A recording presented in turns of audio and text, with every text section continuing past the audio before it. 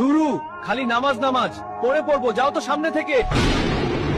হায় আল্লাহ, কোরআনে কোনো অক্ষর নেই।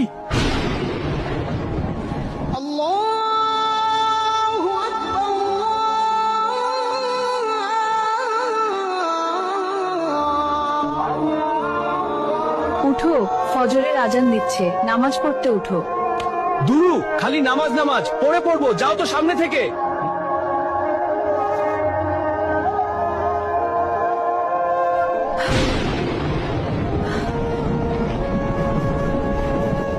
এই এই, সকাল 10টা বাজে, এখনো সকাল হয়নি, তাড়াতাড়ি উঠো।